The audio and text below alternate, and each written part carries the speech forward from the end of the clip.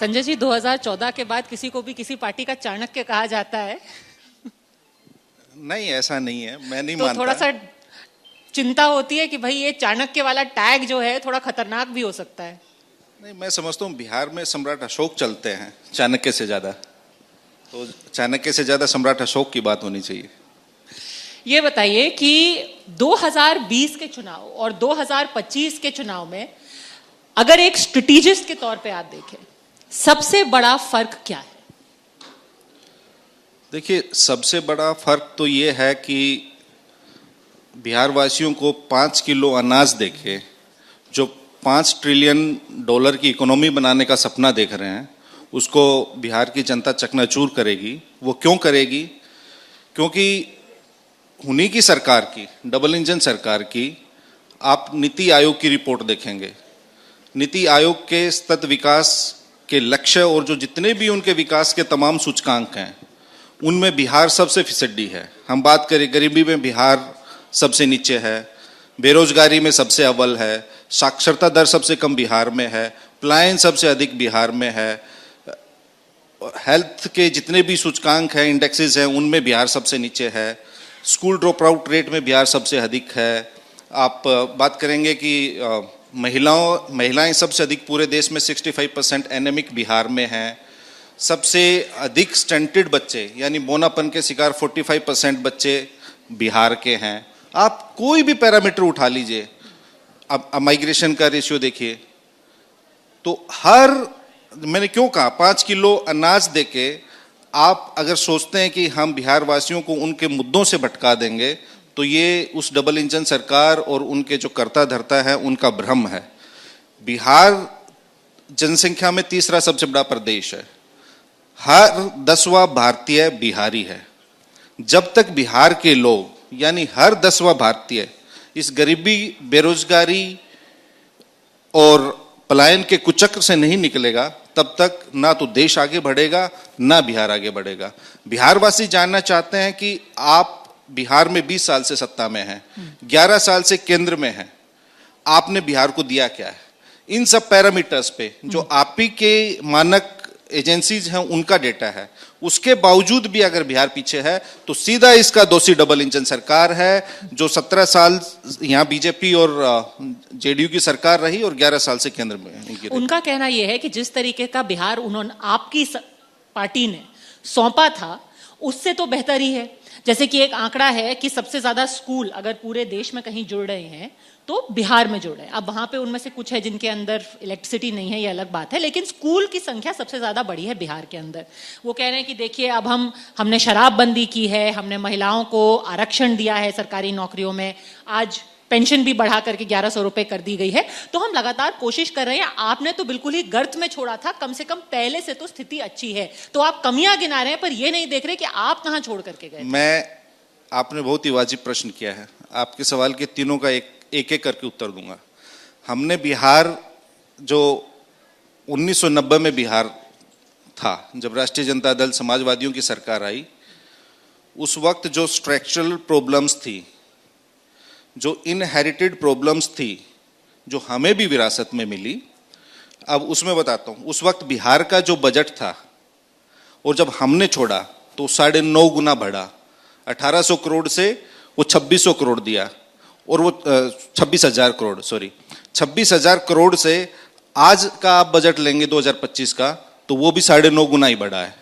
9.5 गुना हमारे 15 साल में बढ़ा है, 9.5 गुना इनके साल में बढ़ा है।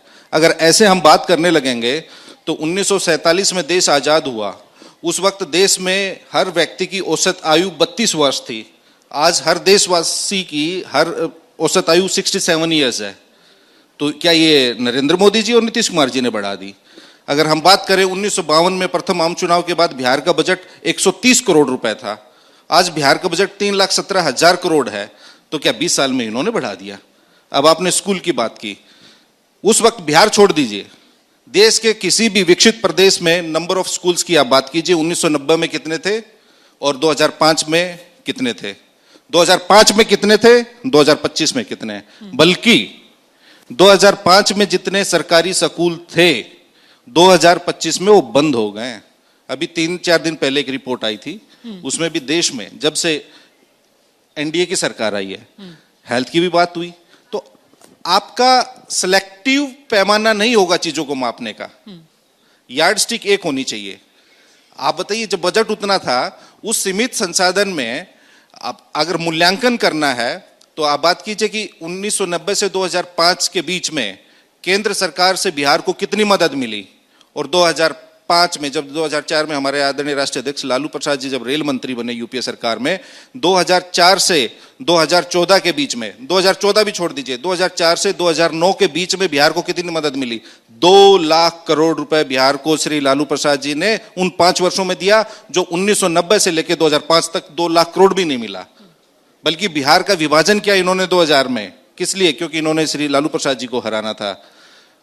1998 में जब आदरणीय श्री स्वर्गीय श्रद्धेय अटल बिहारी वाजपेयी जी की सरकार थी, बिहार से 1 दर्जन कैबिनेट मंत्री थे और सबसे अहम पोर्टफोलियो बिहार के थे। श्री रामविलास पासवान जी, जॉर्ज फर्नांडिस साहब, नीतीश कुमार जी, दिग्विजय सिंह जी, हुकुमदेव नारायण यादव जी, यशवंत सिन्हा जी, सीपी ठाकुर जी, शत्रुघ्न सिन्हा जी, इधर करिया मुंडा जी, कितने 1 दर्जन कैबिनेट मंत्री जिस प्रदेश के हों केंद्र सरकार में, उन 1998 से लेकर 2004 में बिहार को क्या मिला, और 2004 से 2009 के बीच बिहार को क्या मिला?